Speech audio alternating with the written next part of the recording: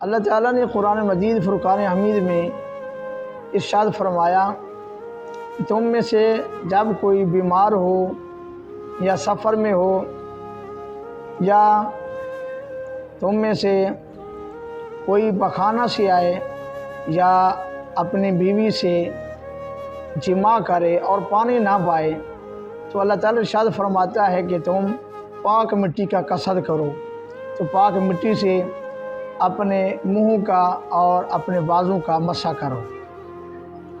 جب بھی وضو اور غسل کرنا مقصود ہو اور پانی نہ ملے تو اس صورت میں رب العالمین نے اپنے محبوب صلی اللہ علیہ وآلہ وسلم کی امت پر کرم فرماتے ہوئے تیمم کا حکم فرمایا ہے۔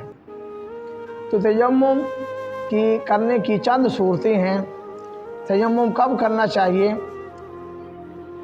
جب ایک میل تک پانی نہ ملے تو اس صورت میں بھی تیمم کرنا جائز ہے، یا کوئی بیمار ہو اور بیماری اس حد تک ہو کہ اگر غسل یا وضو کریں گے تو بیماری بڑھ جائے گی، یا بیمار شخص کا دیر سے صحیح ہونا معلوم ہو تو اس صورت میں بھی وہ تیمم کریں۔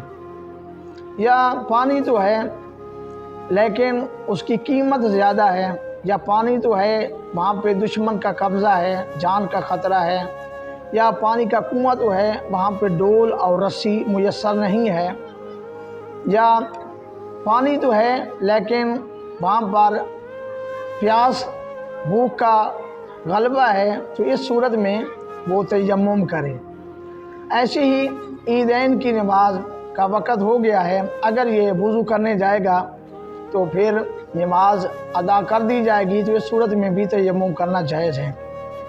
ایسے ہی غیر ولی جب جنازہ تیار ہو اور غیر ولی جنازہ پڑھنے کے لیے آئے اور اس کا وضو نہ ہو تو وہ بھی پاک مٹی پر تیمم کرے۔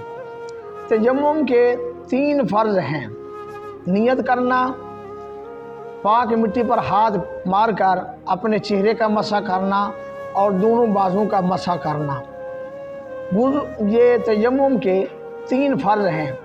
تیمم کا طریقہ یہ ہے کہ تیمم کرنے کے لیے نیت کرنا یہ فرض ہے، ضروری ہے۔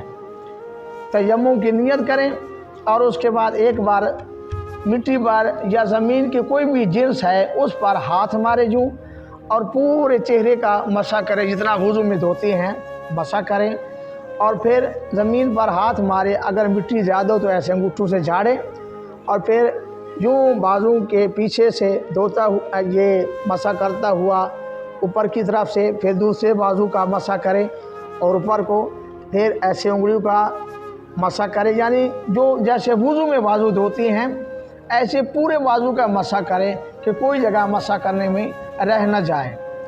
تو تیمم کو توڑنے والی بھی وہی چیزیں ہیں جو وضو کو توڑ دیتی ہیں۔ ہاں ایک چیز زیادہ ہے کہ اگر پانی میسر ہو جائے، کہ پانی نہ ہونے کی صورت میں تیمم کیا جاتا ہے، اب پانی مل گیا ہے تو اس کا تیمم بھی ٹوٹ گیا ہے، اب وضو کر کے نماز پڑھے گا۔